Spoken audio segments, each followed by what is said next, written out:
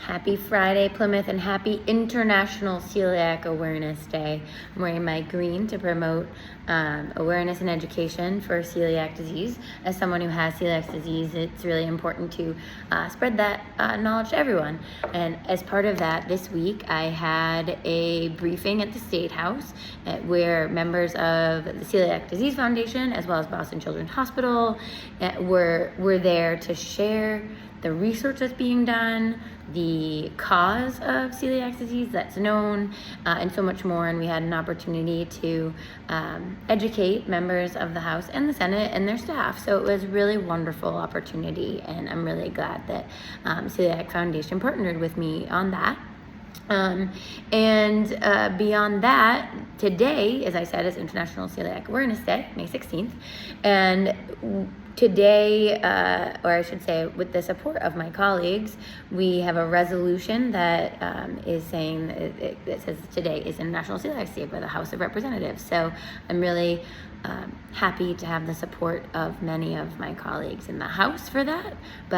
So that's the exciting part, one of the exciting things that happened this week. And I'm going to just, as I usually have my notes over here, but I just might have to look over to make sure I don't miss things. But so, what else? So Monday we started off the week, and first time I got to testify on behalf of one of my bills. So it's H 4039, an act relative to breakfast and lunch at senior centers being offered universally if they have a kitchen.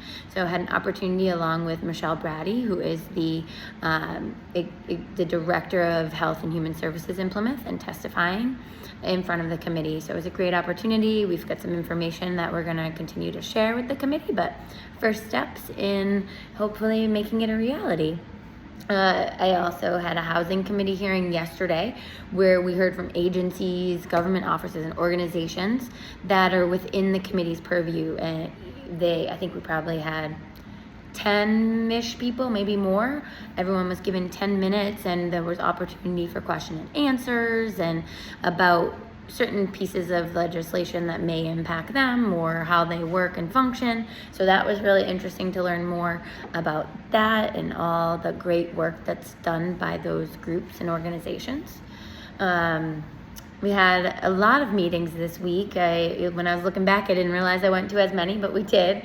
Had a great conversation with Dennis Russell here in the Cordage office, talking about some legislation that Representative Lenatra and I believe Senator Fernandez are looking at getting put together and doing a late file on that.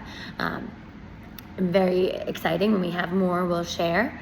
Also in this room, had a conversation with, Marie and Nikki from South Shore Community Action Council, and with Michelle Brady, talking about food pantry situations and possibly bringing together some of the food pantry organizations to have kind of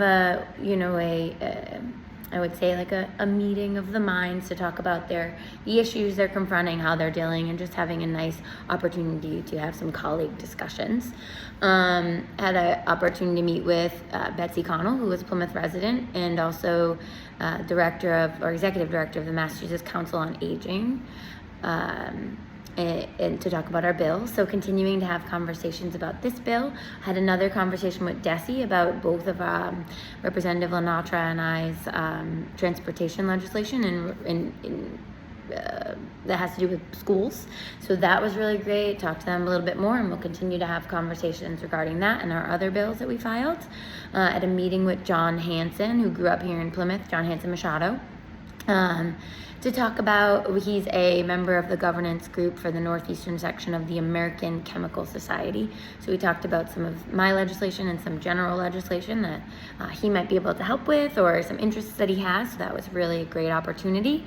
Attended a briefing that Representative Lenatra, as chair of the House Committee on Federal Funding, Policy, and Accountability, hosted, and the presentation was it was given by the Massachusetts Taxpayers Foundation, and the title was the changing landscape impact the federal actions on Massachusetts.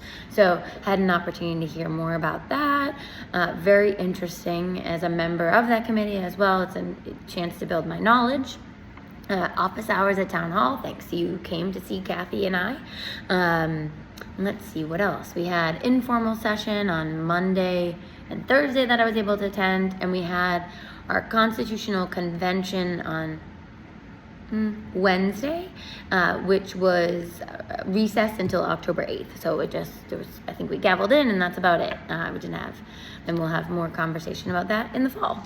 And let's see, last night I went to Massasoit Community College Evening of Champions. It was really a nice opportunity to see some of my former colleagues and also to support the work that Massasoit does and the important work that our community colleges do. So that is all that I think I did this week. Maybe there's more. I know tonight I'm going to be going to Newsies. So if you don't have your ticket, South is doing Newsies both tonight and tomorrow night, so get them. They always do an amazing job at South High School, and at both of our high schools they do an amazing job. And then Monday I have office hours from 2 to 4 here in the Cortege office, so if you're around, come stop by and we can talk about issues that have importance to you, or just say hi.